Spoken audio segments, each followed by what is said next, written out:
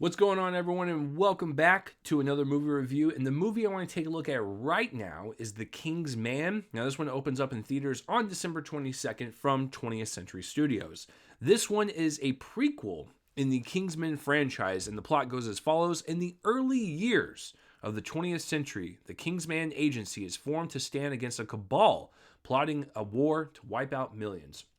And the war they're referring to is World War I. So that is the backdrop to our story as these characters are trying to fight the organization that's like jumping off World War One, so to speak. So I remember watching the trailer to it, and I was thinking to myself, like, "Hey, this looks pretty fun." I'm a fan of the other two. I'm not gonna die on some hill and say like the Kingsman franchise is one of the best franchises or the movies are so great or anything. Like I they're like one of my favorites of all time. They're just fun pieces of entertainment. I always liked them. Even the sequel, I know that one kind of gets a lot of flack, but it might be a little long. But other than that, I remember still having a good time. I love the absurdity to these stories. I love the taking advantage of the R rating and making it just this adult comic book adaptation. Having the humor be a little cheeky, a little dark. It just, I don't know. And the characters are always interesting to watch. I've just always had fun with the franchise. So watching the trailer to this one, I was kind of excited for it. I was like, hey, if they want to throw another Kingsman film, I'm not going to say no. I'll just say that. But it was pushed and pushed and pushed because of the pandemic. So now here we are. Now it's finally coming out.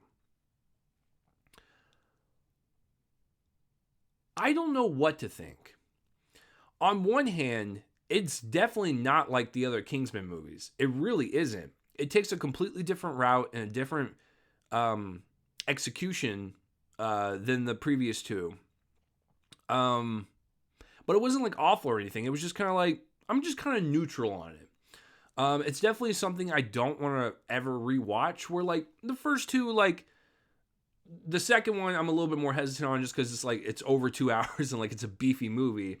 But like the first one, if someone said like I want to watch the first Kingsman, I'm like sure, like I'm okay with that. I'll even watch the Golden Circle from the time to time if people suggest it. I don't seek out for it, but But this one, for some reason, like I enjoyed watching it. I guess for the most part, but I don't really care to rewatch it again. I don't know. I feel like after this one, I'd be okay if they don't make any more.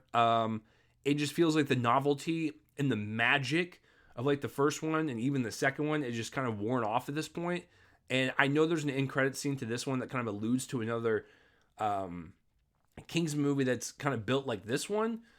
I just don't know if I have the enthusiasm to watch another one, even though I do appreciate the different the different route that Matthew Vaughn took on this one. And what's that different route, you say? He focuses more on the story and the characters and less on the action sequences. I was actually kind of surprised that there was little action sequences built into this movie. Yes, they're there, and it's the same Kingsman type of fighting style that we've seen.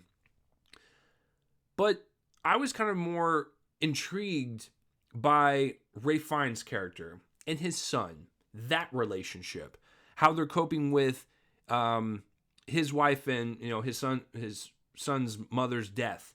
It's in the very beginning of the film. I don't think it's really a big spoiler. And so, they're dealing with that.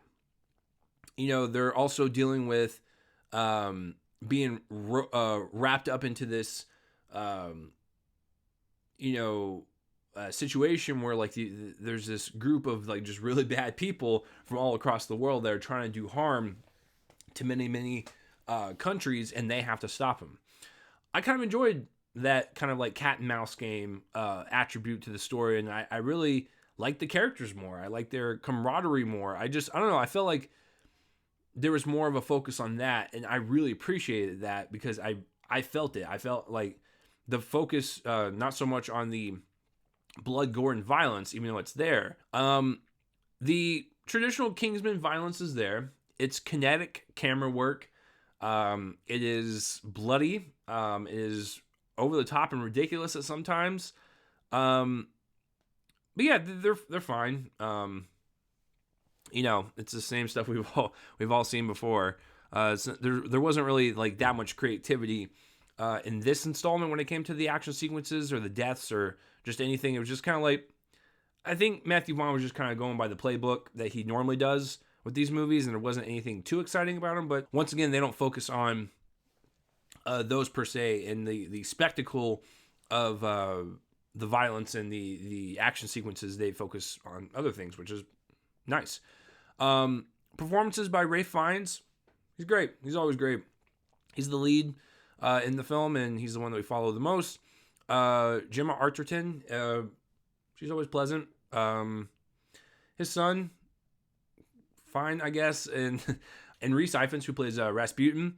What a cheeky, just scene-chewing performance that was. I could watch 2 hours of that. He definitely understood what he was trying to do, and really kind of having that over-the-top performance in a Kingsman movie makes total sense, and he was just having a ball with it, and I really absorbed all that just fun energy that he was dishing out. So I thought he was really, really good for sure. That's about it. Djimon Hounsou's in it.